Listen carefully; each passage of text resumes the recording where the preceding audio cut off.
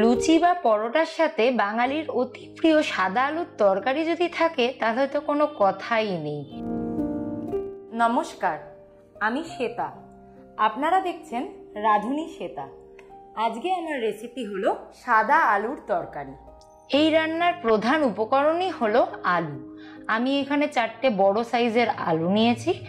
এইভাবে কিউব করে কেটে একটা পাত্রে জলের মধ্যে আলুগুলোকে আমি ভিজিয়ে রেখেছিলাম যাতে আলুগুলো কালো না হয়ে যায়। খুব ভালো করে আলুগুলোকে ধুয়ে নেওয়ার পর জল থেকে তুলে নিয়ে অন্য একটা পাত্রে আমি রেখে দিলাম। গ্যাস জ্বালিয়ে নিয়ে কড়াইটা খুব ভালো করে আমি গরম করে নিলাম। তারপরে 5 থেকে 6 টেবিল চামচ মতন সর্ষের তেল আমি দিয়ে তেলে যখন ধোয়া উঠবে তখন 1 চা চামচ মতন কালো জিরে ফোড়ন দিতে হবে। 2টো শুকনো লঙ্কা মাঝখান থেকে ভেঙে এইভাবে তেলে দিয়ে দেব, আর 2টো কাঁচা লঙ্কা চিড়ে আমি তেলে দিয়ে দেব। যখন খুব সুন্দর একটা গন্ধ বেরোবে 5 সেকেন্ড 6 সেকেন্ড পর তখন কিউব করে কেটে রাখা আলুগুলো এর মধ্যে দিয়ে দেবো। 1/2 চা চামচ মতন নুন দিয়ে দিলাম। তারপরে আলুগুলোকে কিন্তু খুব সুন্দর করে ভেজে নিতে হবে। এই সময় গ্যাসের ফ্লেমটা কিন্তু অবশ্যই লো টু মিডিয়াম রাখবে, নয়তো হাই ফ্লেমে কিন্তু এগুলো পুড়ে যাওয়ার সম্ভাবনা থাকবে। মিনিট 3-4 মতন কিন্তু আলুগুলোকে খুব ভালো করে ভেজে নিতে হবে।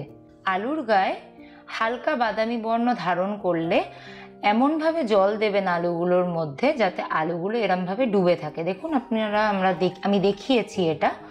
জলটা ফুটতে শুরু করলে এরপরে গ্যাসের ফ্লেমটা একদম কম করে দিয়ে আমি একটা ঢাকনা দিয়ে দিলাম। ততক্ষণ অবধি এটা রান্না করতে হবে যতক্ষণ না আলুগুলো সিদ্ধ হয়।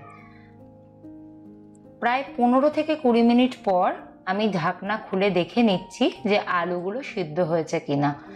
আমি খুন্তির সাহায্যে একটা আলুর টুকরো ভেঙে আপনাদের দেখাচ্ছি। দেখতেই পাচ্ছেন যে এটা কিন্তু খুব সুন্দর করে সিদ্ধ হয়ে গেছে। আলু একদম সিদ্ধ হয়ে যাওয়ার পর 1/2 চা চামচ মতন চিনি আমি এর মধ্যে দিয়ে দিচ্ছি। এতে খুব সুন্দরভাবে স্বাদের একটা ব্যালেন্স হবে। গ্যাসের ফ্লেমটা দেখুন আমি কিন্তু হাইতেই রেখেছি, ঝোলটা কিন্তু ফুটছে। এই রকম সময় কিন্তু একটা হাতার পিছন দিয়ে কয়েকটা সিদ্ধ আলুর টুকরো এইভাবে ভেঙে ভেঙে দিতে হবে ঝোলের মধ্যে মিশিয়ে। তাহলে কিন্তু ঝোলটা খুব সুন্দরভাবে গাঢ় হবে এবং খেতেও কিন্তু খুব টেস্টি হবে। দেখুন আমি দেখাচ্ছি। এই সময় টেস্ট করে দেখলাম যে আরেকটু নুন দিতে হবে, তাই আরও 1/2 চা চামচ মতন নুন আমি এর মধ্যে দিয়ে দিলাম। আপনারাও এই সময় দেখে নেবেন যে নুনের পরিমাণ ঝালের পরিমাণ ঠিক আছে কিনা।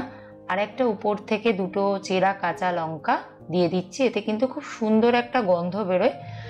এটা কিন্তু অবশ্যই ফলো করবেন। দেখুন আপনাদের আমি কনসিস্টেন্সিটা দেখাচ্ছি ঝোলের। ঠিক এরকম কনসিস্টেন্সি যখন হবে ততক্ষণ অবধি কিন্তু এই রান্নাটা করতে হবে।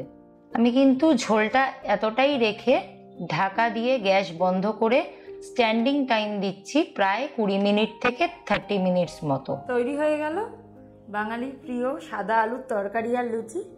আমি একটু খেয়ে দেখি কেমন হয়েছে। খেতে তো ভালোই লাগছে, ভীষণ ভালো লাগে আমার। আপনারা এটা অবশ্যই বাড়িতে ট্রাই করুন।